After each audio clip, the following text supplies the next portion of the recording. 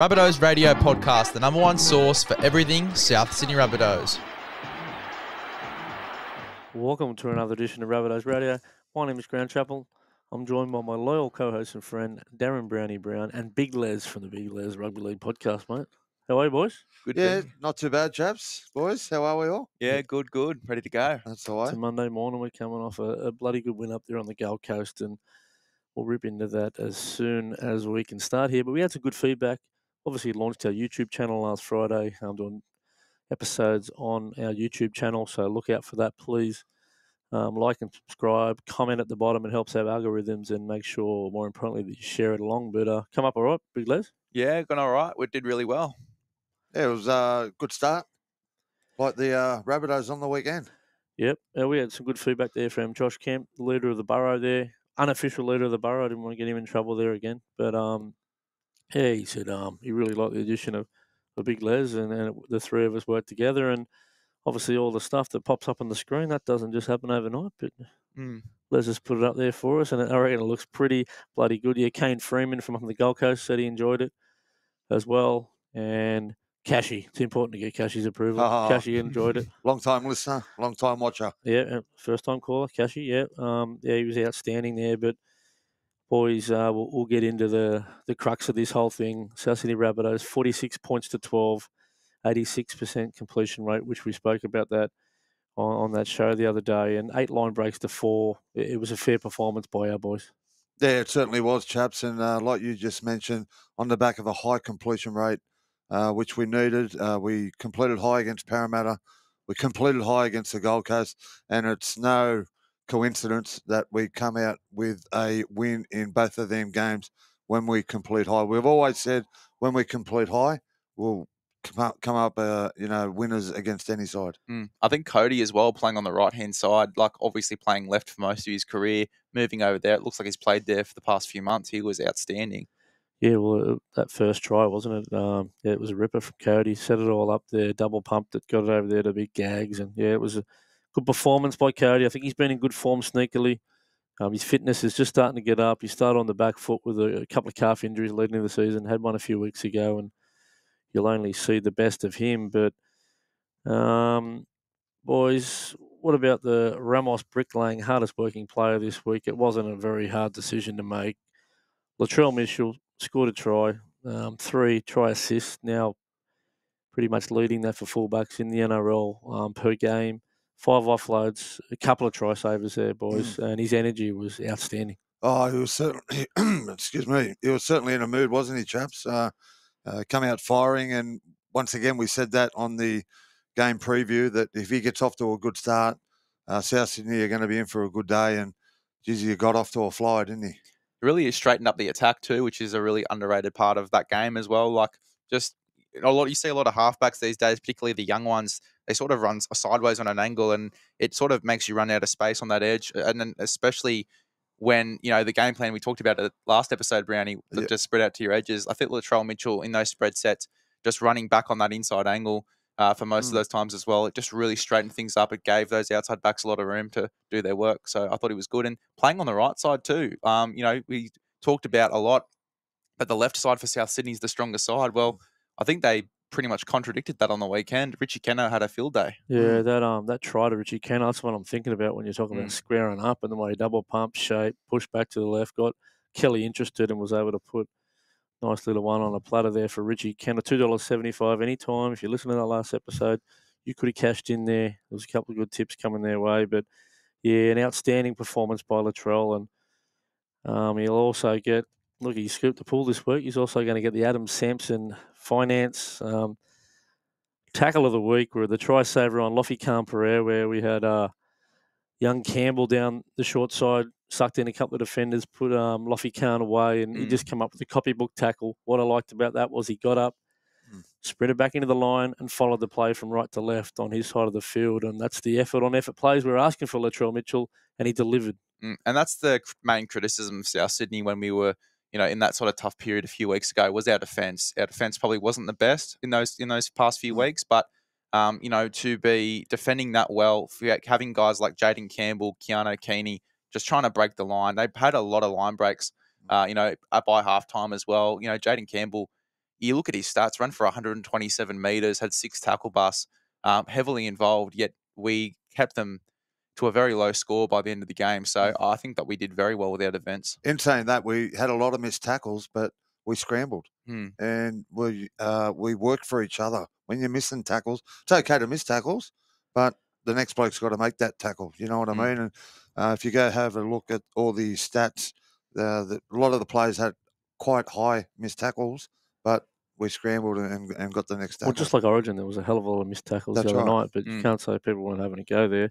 Yep. Yeah, there was a lot of real desperate defence. I think there's one on Tallis Duncan on Keeney on the line. It ended up being a double movement, I think, later on. But if you watch his effort there, he was almost beaten on the inside, but was able to push off, get contact on him. It was enough to slow him up, and J.R. come across and helped out there. And that was one of those moments there where they might have even credited him for a missed tackle there, but he was able to stay in the fight and save the try. And save the try. Well done to those two boys there. We might get straight into the contest, boys, and we'll start with a bit of craftiness here from Damien Cook. Jumped out, split the markers, was able to get in the backfield, and the big fella himself, the Tari Ferrari, loomed up in support, and he was over for a try, and that was a great way to start the game, boys. Yeah, I think it was probably around the second set of the game. The first set coming off our line, we were a little bit bunched. We had no shape, but I noticed the second set, we got a lot of shape. Maybe the coach has got a message out there to get our shape coming off our line, and that's when Cookie just busted him straight up the middle, and the big Tari Ferrari was looming up in support and run away, probably run 50 metres to score a try. And this is why better sight in the game, seeing Latrell stride out like that one. 100%. And, this is why Cookie has been an Origin player for so long. He can do these sort of things. He can make these sort of plays. And we haven't sort of seen it from him in the past few weeks, but he's been outstanding over the past 2 weeks in those games we won, just darting at a dummy half, creating opportunities, just working with his eyes as well, looking one way, going the other, and really confusing the defensive line. I thought that he was outstanding in this game. One of the guys that you probably wouldn't talk about if you're doing a review of the game. Obviously, you got Cody, you got Latrell, a few other guys we'll talk about too soon. But he was huge. Cookie was outstanding. He just made decisive decisions. Sometimes in Damien Cook's game, he looks a bit indecisive. He'll sort of run around the roundabout a few times. But this particular game, he ran between defenders and made decisions instinctively, and it worked out for the better for us. Certainly. And his defence was good. He was desperate in defence as well down the middle there. He's got a big job, the little fella. It was so effective that Peter Mamazolis only got limited minutes. That's how good Cookie was going. So. And when Peter came on, he was outstanding as well. I thought Pistol Pete was great when he came on. He obviously involved in those late tries. Again, darting at a dummy half, playing a very similar role to Cookie too in some moments there as well. It's good that they've coached him in that sort of way to have a bit of an impact when he comes onto the field. He was great, really, really good. And over the past few weeks when he started in games as well, it's been a bit of a slow start, but a real improvement from Pistol Pete. I've been really happy with him. He played the 80 minutes, Cookie. I think he played at times in the middle there, but I think when Tane went off, I believe he played the centre for the rest of the game, left centre. And we know he's played centre, obviously. Played in Origin. Thank you very much for that, Brad Fitley, if you've helped us out there. Very versatile. But, the boys are well on their way, and we already spoken about that Cody Walker pass selection where he double pumped it, left to right pass, turned around, turned his back to the defence and got it over to Gagai. It was just enough so the defence pushed up past him, and Gags was good enough to go in. Another sneaky good performance by Gags. Been a little bit shaky for a couple of weeks, but I thought he bounced back strong. Gags. I thought it was good, a very strong game from Gagai. Run for big metres. Carries were strong. Come up with a good try, and like you said, chaps, probably his best game for a couple of weeks. Work out of his own end too was outstanding. You got Latrell coming out of his own end, which is always going to be a bit of a handful, but I thought that Gags, particularly when I think Alex Johnson coming out of his own end wasn't as effective, Gags really stood up and had a big game. 100%. He's a beast. He keeps them legs pumping, and then we'll put on for a masterclass from Lofi Khan Pereira. This bloke is just he's a reason you pay to go to the football. He puts bums on seats. They could see some space down that left hand side. They fumbled and bumbled and finally got the ball out to him. And he just put the afterburners on. He beat Latrell back on the inside, and you thought we had him covered. Then we had 4 people around him, and he just hit the jets, and it was he couldn't lay a finger on the bloke. Well done. Quick. Well done to Lofi. He's a freak. On the back of speed, and you can't beat. You can't coach that. You're built with that, and Yeah, very, very fast. They're a quick side, the Titans. Mm. So I thought we done well, like you said, to hold them to a low score. Yeah, and I think we got a bit of payback on him too, because we sort of spoke about it in the preview that their left edge defensively isn't too great. It's why our right side was humming so much. Cody identified that. They obviously watched some tape.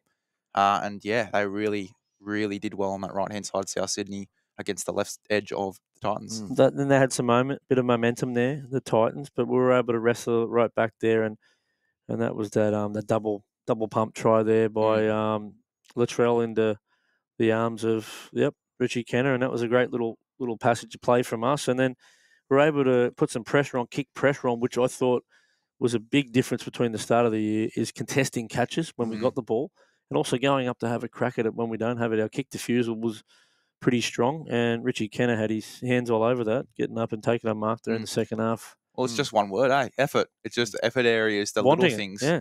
It's just the little things that we've sort of lacked over the past few weeks, that over the past 2 weeks against Parramatta and against the Gold Coast, we've just flicked a switch and the effort areas have been there, which is really, really good for us. Credit to Ben Hornby. He's probably escaped a lot of the praise, but I can see a different team since he's been in there, and everyone's calling for Sam Burgess to come back and take over. Mate, don't rule out Benny Hornby to sit under Wayne for a couple of years and possibly take the reins. He looks like he's got the respect of the players. Well, he's got a great relationship with Wayne, hasn't he, Ben Hornby? He was his skipper when they won the premiership at the Dragons. Ben's been at the club for a number of years now, and he'll be around when Wayne's here for sure. 22-6 at half time. We were sitting in the driver's seat there, and we've jumped out in the second half, and it was a bit of a fumbly-bumbly start to the second half, but we were able to get a nice little momentum try there, down on the line, quick play of the ball. Latrell summed it up, little out ball to Tommy, and he just fell over the line, the big fella. Yeah, well, I think he went close, probably a couple of tackles before that as well, Tommy. Barnstormed through him and nearly got to the try line, but yeah, got back into position, and Latrell summed it up perfectly. And Keon run a great line, a bit of an overs line, which held up the defence, and Tommy Solet went in untouched. It's one bloke we mentioned in the preview as well, Keon Kalombatangi. He's running like just not even just the running like in play when he had the ball in his hands, but decoy running. I just feel like his knowledge of the game has just gone through the roof over the past 2 weeks, 2 or 3 weeks as well. Just really reading the game well where he needs to be. But his running game and his involvement, we spoke about it on the edge. You don't really notice the effort areas from him, but I thought in this game you could definitely tell the 200 plus meters that he ran for, and just all of his involvements, being that link man through the middle. It's going to be hard to put Cam Murray back there, tell you that for free. He's definitely there's a lot of touches where he is. He's playing that link man like Cam does out in the back. Yep. He shows and goes. He runs between defenders too, and he pumps the legs and got a lot of post contact meters. Again, what is it? 27 carries for 265 meters. Mate, Jesus, he's a beast, mate. Outstanding. Yeah, he's like having Edwards in the middle. You know, Dylan Edwards, all those carries and all those touches, but. Yeah, we can keep banging on about Keon, but the definite change in his season was when Coach Ben Hornby come in. I think you could see that. That's clear. And then going to the middle, I think, has helped him a lot as well. I know. Yes, agreed. I know he probably didn't like to go to the middle at the start, but I think he might be enjoying it now. Where he's getting his hands on the ball so much more. He's playing a different role there, and you want guys like that involved as much as possible. Now, there was a bit of a running battle there. It was Cody Walker versus David Fafita there, a bit of a running battle, a bit of to and fro. I think it started when there's a little Nelly blue between Verrills and Latrell, and there was a bit of barb throwing there. I think it started from there, and it went back and forth, and I think Fafita ran over the top of him a couple of times, but it resulted in Fafita running over the top of him for a try. It was pretty spectacular, wasn't it? He got it off a little tap back on a crossfield kick, and there's nothing on there. He just looked up and said, I want you. Let's go. Yeah, I don't know how Dave Fafita's missing out on this Queensland side. He's an absolute freak, just a genetic freak. So much strength, so much power, speed. Even put up a chip at the last point of the game too. He's got a few parts of his game there that you don't really think would be characteristic to a back rower, but he's just a different beast, Dave Fafita. He doesn't get involved in the game enough, Brown. I think the first half, you wouldn't even know he was on the field. Well, second half, I mean, like Corey Parker said in the coverage, don't poke the bear. Well, I was just about to say the same thing, chaps. It's probably one player that you don't want to get angry, you know what I mean? And Cody took it upon himself to do that, and he came to light at the back end of the game, didn't he? And I'm glad Cody didn't start that little tussle in the first half. Well, to his credit, Cody, even though he got bumped off a couple of times and obviously he got ran over for a try, I tell you what, he gets up every time. Now, Cody, they don't come any tougher than Cody Walker from the South Sydney Rabbitohs. He had a big smile on his face when he got pushed off. And then there was a nice run a bit later on by, I think it was Jack White, where he had a chance to trample someone from the opposition. He trampled old Verrills there, left him on the deck. And Baby Pete jumped in there. Peter Mamazoulis jumped in there, shaped left, passed it right to Davey Moali, who was steaming onto that thing, and no one was stopping Davey from there. Good heads-up play there by Peter Mamazoulis. Davey Moali's been in career best form over the past 2 weeks. He's really taken that role on well and been a leader through the middle. He started games well, and, you know, watching him in his Wombats days, he's Wommy just like me. Just watching him in his Wombats days, he was always that type of player for the Wombats as well. Going into the South, he was always that bench impact dude, but coming into this role now, being a leader through that pack, it's a great sign for the future for South Sydney. Yeah, definitely, especially with Tom Burgess leaving the club next year. He's going to be a leader of the pack. And, I agree, been outstanding the last couple of weeks. Well, I think he enjoys a bit more responsibility, and that's what his coach, Jimmy Olsen, through the Wombats days said, the more responsibility I put on Davey, the better he got. Yeah. So, I think it takes a while to trust a young kid in first grade. He's only 22. He's been around for a while. He debuted at 18, I think, Davey. So, but look at the difference between, 4 weeks ago he's playing 13 minutes and not getting much of the ball in his hands, and then, now where he's playing, around 50 minutes and he's having an absolute barnstorm. And having a big impact in them 50 minutes too. Yeah, he's been good. He's someone we've been waiting to come on, and he'll only get better under the coaching of Benny Hornby, and the great Wayne Bennett will come in and sort him out as well. Look, there was another try pretty similar. We pulled him apart. I think it was Keon nearly scored. And then Jackie White, now the dummy half, said, look, why would you pass it when I can just dive over here, and scored another try from dummy half. And we're well on our way then. And, Cody Walker also scored one a little bit late. Yeah. With just another freakish bit of play there from Jackie White in the halves. And we really like what we're seeing from his touches and that, and his energy, and he's able to overpower them and throw the ball around the corner. And Cody's in for a double, boys. Well, we've heavily praised the right-hand attack of South Sydney in this game, but you can't understate the impact of Jack White and being in that number 6 jersey either. A few moments in that left-hand attack, wasn't as good as what we saw from the right side, but his effort areas defensively were huge in this game. Yep. And I thought that, when running the ball, he was always dangerous. There was always looking to be opportunity around there. And I think once him and Latrell build a combination there, you'll see that left side become the stronger side again, I reckon. Just got great leadership, hasn't he? He just says, I'm going to take the ball. He's coming with me, boys. And that's exactly what he did on many occasions. And I really like the halves combination of Cody at 7 and Jack at 6. I was calling for Latrell to play 6, and I think Latrell would probably still do a similar job to what Jack's doing. But, we just needed that little bit of a change. No disrespect, and I've said it before to Dion, but I just think we needed a little bit more authority there in number 7. Well, Jack's played 250-odd games, so you can't compare him and Dion as to experience-wise, and I'm sure Dion's going to go on and have a big career at the Bunnies. I'm pretty sure he's hanging around the next couple of years. He loves the Rabbitohs. So, it'd be interesting to see what happens when we start to get a few troops back. I don't think he wants to mess with that halves combination. I think that you made a great point with the authority in the number 7 jersey. I think we've lacked that since Reno left, to be honest. Just that voice in that number 7, someone that's going to get the boys on his back and said, all right, let's go. I'm going to direct this team. I'm the 7. Lockie Ilias, unfortunately, just didn't have that confidence to call those big plays while he was in there in the number 7. But I feel like as soon as Cody Walker moved in there, and I look personally myself, when I saw Cody Walker move into the number 7, I was a bit wary because I didn't know if he was going to be, more dominant on that left-hand side. But ever since he's jumped in there, ever since Whiten's come into the halves, those two have worked very well together. And I think it was his running game, Cody's. Well, he's running on the passes, wasn't he? There was one where they pulled up. They thought it was a forward pass or a bit of broken play. I think was it Cookie hit him. I thought it was flat, and he was sprinting onto the ball like a centre or a fullback. And then when Cody's at his best, you can cast your mind back to where I think we come from 10 or 12 down twice in that game against the Warriors on the sunny coast a few years ago. Cody was hitting holes like a centre and a fullback, and I think he scored a hat trick to get us back into that contest. And look, Cody Walker's in ominous form, and I said it on the show last week. Would not surprise me to see him in Origin with Mitchell Moses, the combination that has worked in the past. I know it'd be tough on Luai. They probably won't get rid of him, but mate, if it was me, I know who I'm picking. I'm picking Moses. I'm picking Cody at 6 and Latrell's That's out in the 7. yeah. And good luck to you, Queensland, down in Melbourne. I think he's very close, Cody. I think he's very, very close. Yeah, for sure.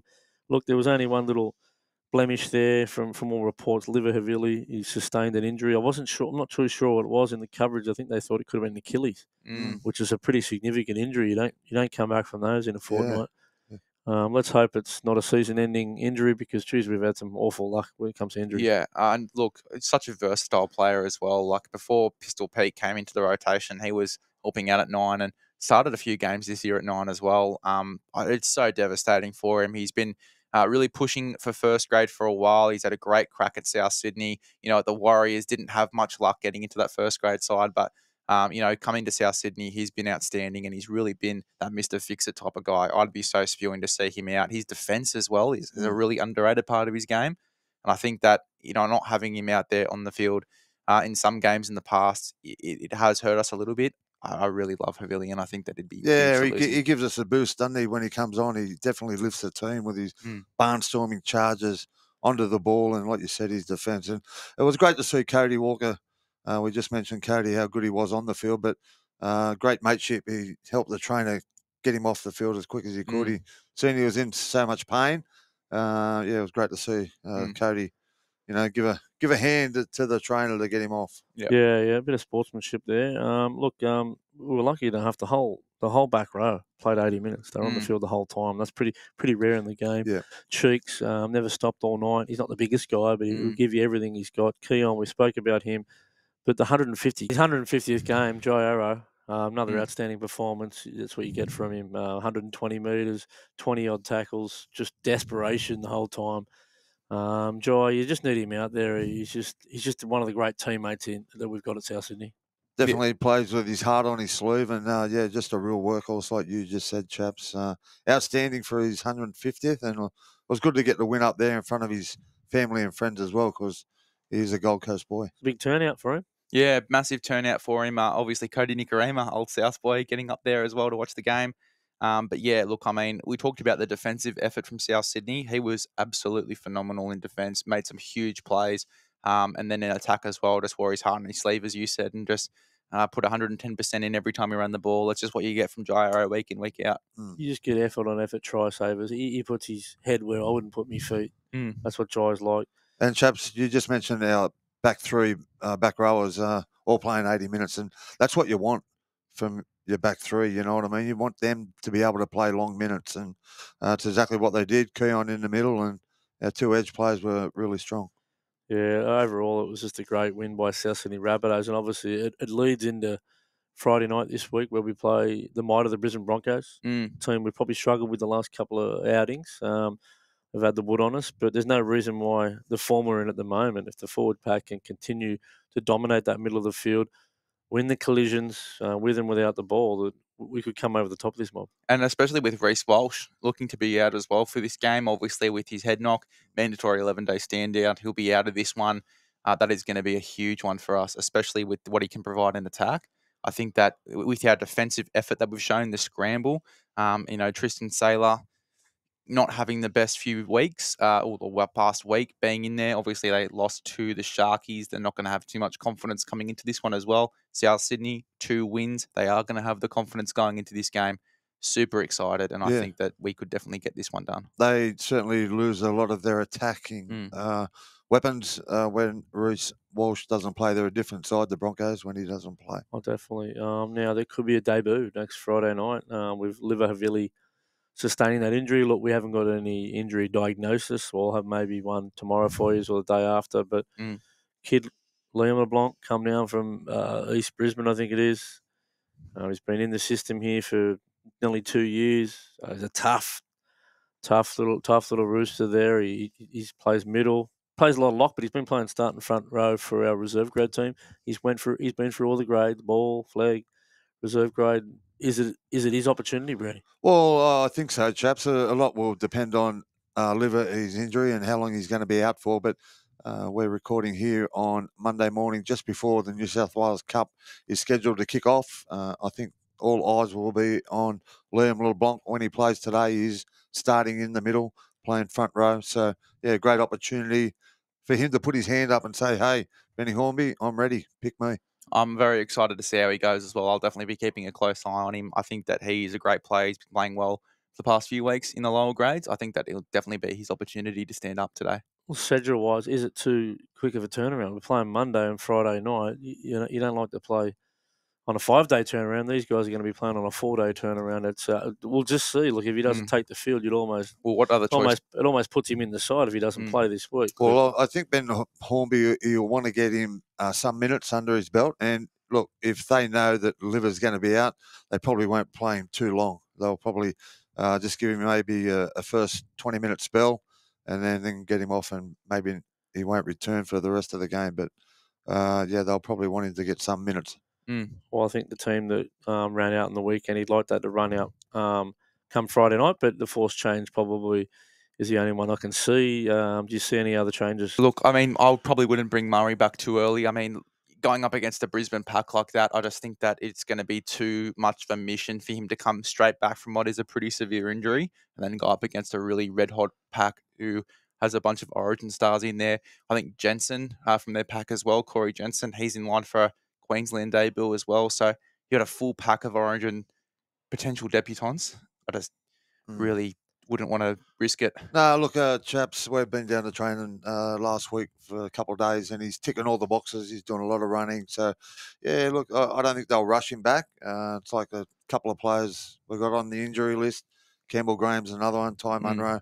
They're all, going through their processes, and I don't think you'll see Cameron Murray back this week. No, we're going to a bye. He might come out of the bye and play in that game there. So, yeah, probably not a bad decision to leave him out. As I said, we've just gone up to the Gold Coast and done the job there.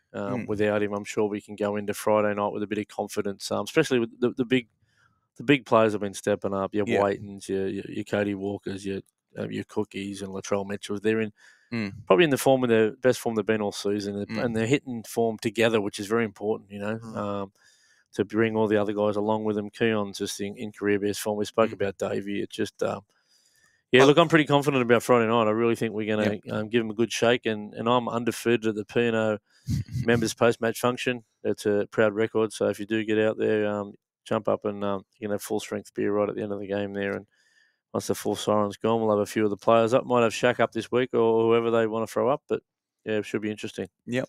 Good luck to the boys. Yeah, we might leave it there for another edition of Rabbitohs Radio Podcast. Up the mighty Rabbitohs. Up the Rabbitohs. The Rabbitohs.